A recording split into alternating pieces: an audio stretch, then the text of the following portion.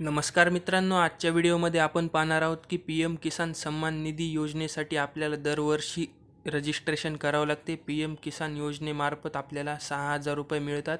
त्यासाठी आपल्याला दरवर्षी रजिस्ट्रेशन करावं लागते। ह्या वर्षी फक्त 6 स्टेपमध्ये आपलं रजिस्ट्रेशन पूर्ण होणार आहे। आजच्या व्हिडिओमध्ये आपण तेच पाहणार आहोत की ते कोणत्या 6 स्टेप आहेत। व्हिडिओ सुरू करण्या अगोदर तुम्ही चॅनलवर पहिल्यांदा आला असलात तर चॅनलला सबस्क्राईब करायला विसरू नका।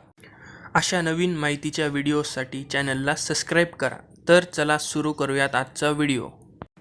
PM किसान योजनामध्ये नवीन रजिस्ट्रेशन कसे करायचे मित्रांनो, इथं त्यांनी खाली 6 स्टेप सांगितलेल्या आहेत। आपण इथं एक एक करून सगळ्या स्टेप पाहूयात। तर नंबर 1 ची स्टेप आहे PM किसान government.in च्या वेबसाईटवर फॉर्म कॉर्नरवर क्लिक करायचे। दुसरी स्टेप आहे न्यू फार्मर रजिस्ट्रेशनच्या ऑप्शनवर क्लिक करायचे। तुमचं आधार कार्ड किंवा मोबाईल नंबर तिथं टाकायचे आणि आपलं राज्य सिलेक्ट करायचे। पुढची स्टेप पाहूयात। तुम्ही तिथं आधार कार्ड किंवा मोबाईल नंबर टाकला असेल त्याच्यावर एक OTP येईल। नंतर तुम्हाला OTP टाकून प्रोसीड फॉर रजिस्ट्रेशनच्या ऑप्शनवर सिलेक्ट करायचं आहे। पुढची स्टेप पाहूयात। 4 नंबरची स्टेप आहे विचारलेल्या तुम्हाला सगळ्या महत्त्वाच्या डिटेल तुम्हाला भरायच्या आहेत। नंतर तुम्हाला तिथं ऑप्शन मिळेल आधार ॲथेंटिकेशनच्या बटनावर तुम्हाला तिथं क्लिक करायचं आहे।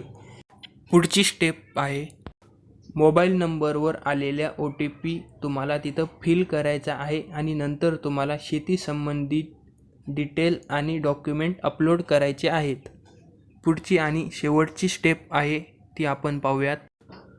सभी प्रक्रिया को पूरा होने के बाद मोबाइल स्क्रीन पर रजिस्ट्रेशन कंप्लीट का मैसेज आ जाएगा। म्हणजेच सगळ्या तुम्ही प्रोसेस पूर्ण केल्याच्या नंतर तुमच्या मोबाईल स्क्रीनवर एक मेसेज येईल की तुमचं रजिस्ट्रेशन कंप्लीट झालेलं आहे। तर ह्या होत्या PM किसान योजना न्यू रजिस्ट्रेशनच्या प्रोसेस। हे व्हिडिओ जर आवडला तर व्हिडिओला लाईक करायला विसरू नका आणि अशाच महत्त्वाच्या माहितीसाठी नवीन अपडेट्ससाठी आपल्या चॅनलला सबस्क्राईब करून घ्या। तर चला भेटूयात पुढच्या व्हिडिओमध्ये। जय हिंद।